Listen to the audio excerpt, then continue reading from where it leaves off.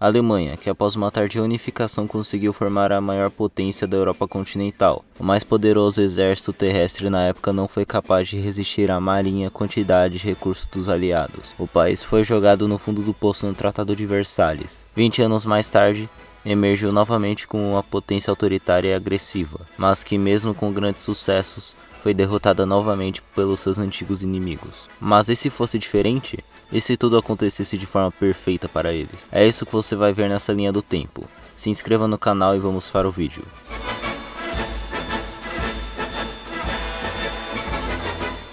A causa da Guerra Franco-Prussiana foi a sucessão do trono espanhol, que depois da Revolução de 1868 contra Isabel II estava sem rei, com eles pedindo para Leopoldo de Hohenzollern, da Casa Real Alemã, assumisse o trono.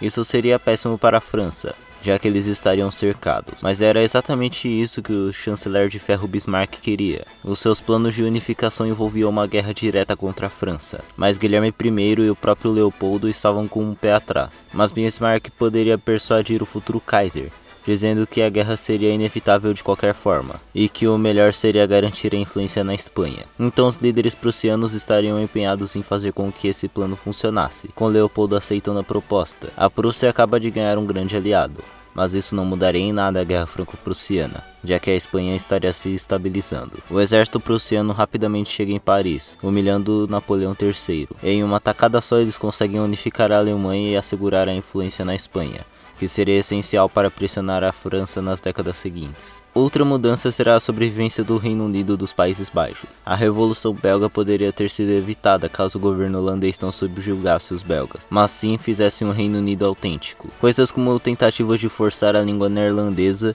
e a exclusão das decisões não acontecem, impedindo que Leopoldo I da Bélgica, apoiado pelos britânicos, se tornasse rei, o que faria o Congo não ser colonizado pela Bélgica. Ao invés disso, ele seria dividido entre as potências. E para reclamar boa parte do território, seriam necessárias expedições seguindo o Rio Congo e o interior do continente. E para que isso funcionasse, iremos mudar a mentalidade de Bismarck de não se interessar por colônias, desenvolvendo uma marinha maior para sustentar o império colonial que estava em construção. Isso criaria uma situação de desconforto com os britânicos, que queriam interceptar os planos das demais potências de ligar o Oceano Atlântico ao Índico.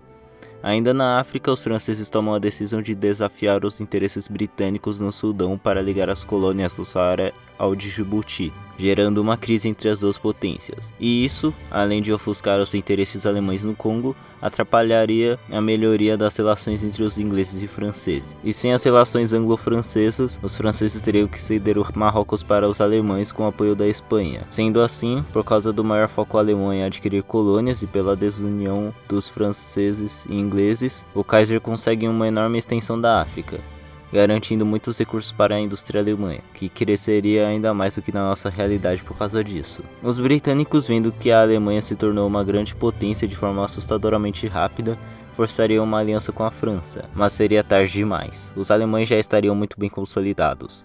O único potencial que eles tiveram foi atrair a Rússia para a aliança, inimiga do Império Austro-Húngaro. Em 28 de julho de 1914, Francisco Ferdinando é assassinado por nacionalistas sérvios, iniciando uma grande crise na Europa, culminando na Primeira Guerra Mundial. Agora, Entente teria que lutar contra uma Alemanha com muito mais recursos, uma marinha um pouco melhor e uma frota bem maior de U-boats, o que seria um pesadelo. Os italianos aceitou entrar na guerra pelos alemães logo no início, com as promessas de ganhar a Tunísia, Somália e as províncias francesas. Os espanhóis, sob a dinastia Hohenzollern, entrariam em guerra pelos alemães, dividindo em três o exército francês. O plano Schlieffen seria executado, com os alemães invadindo o Reino Unido dos Países Baixos. Os alemães conseguiriam passar rapidamente pelo centro da Bélgica, já que o rei priorizaria a defesa da Holanda, com os alemães chegando muito rapidamente às portas de Paris. Um mês depois do início da invasão, o exército alemão consegue quebrar a última linha francesa e entrou em Paris, forçando uma rendição precoce dos franceses. Amsterdã cai depois de algumas semanas. Porém, os britânicos continuam na guerra, tentando apoiar ao máximo os russos e esperando que os alemães fossem derrotados, assim como Napoleão. Felizmente para a Alemanha isso não acontece, e depois de avançar consideravelmente, a Rússia colapsa, e os britânicos se rendem. No final de tudo isso, o mapa da Europa seria mais ou menos assim. com a Alemanha ganhando também colônias. Durante a Revolução Russa, os alemães apoiariam os brancos, mas isso teria um preço. Eles aproveitariam para ocupar o Cáucaso a partir da Ucrânia, criando mais um fantoche e tendo controle das reservas de petróleo da região. Com a Entente tendo sido colocada de joelhos, os alemães expandem a sua influência, conseguindo se aliar à Índia, depois dela se tornar independente pela decadência britânica. Os austríacos colapsariam uma hora ou outra, os alemães apenas tomariam cuidado para que isso acontecesse de forma controlada, com eles conseguindo manter sua influência na Hungria e a Croácia com a ajuda dos italianos e búlgaros, e conseguindo anexar a Áustria. Já os otomanos sobrevivem com o apoio do exército alemão, já que eles eram um aliado muito importante. Os britânicos perderiam aos poucos suas colônias. Já os franceses teriam seu sangue derramado em uma guerra civil de sindicalistas contra republicanos, com os republicanos vencendo no final depois de muita destruição. Quanto aos espanhóis, eles estariam relativamente estabilizados para a felicidade dos alemães. Um boom econômico e de natalidade aconteceria na Alemanha nas décadas seguintes. Mão de obra, mercado consumidor, recursos e uma indústria enorme.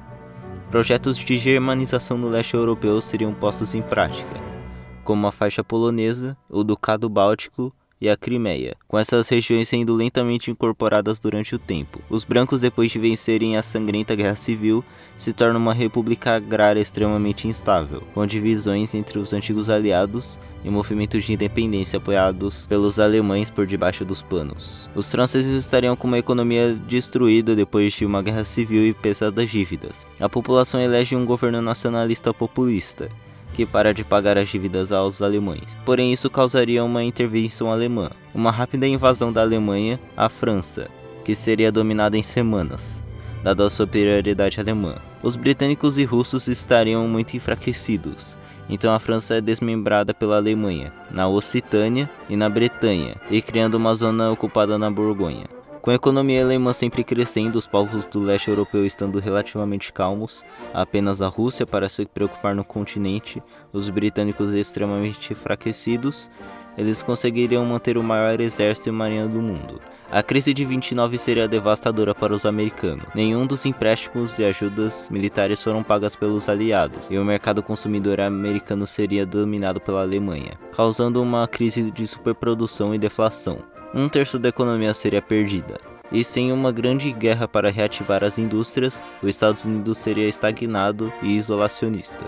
Com o excedente populacional causado pelo aumento de prosperidade e retorno da diáspora, os alemães também criariam projetos para a germanização de algumas colônias na África, que poderia servir de base e um ponto seguro para combater possíveis revoltas, com algumas delas sendo anexadas ao Império. No leste europeu, as regiões que não foram germanizadas são influenciadas culturalmente, com os alemães promovendo uma ucranização nos territórios do leste da Ucrânia e uma germanização do Cáucaso, com esses russos sendo enviados em massa para a Rússia. Vale lembrar que essas germanizações aconteceriam gradualmente durante todo o século XX. Os alemães conseguem manter sob controle todo o império conquistado, seja por uma assimilação cultural ou étnica, seja pela força.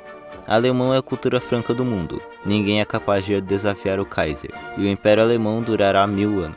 Bom pessoal, esse foi o vídeo, espero que tenham gostado, se inscrevam no canal e até mais.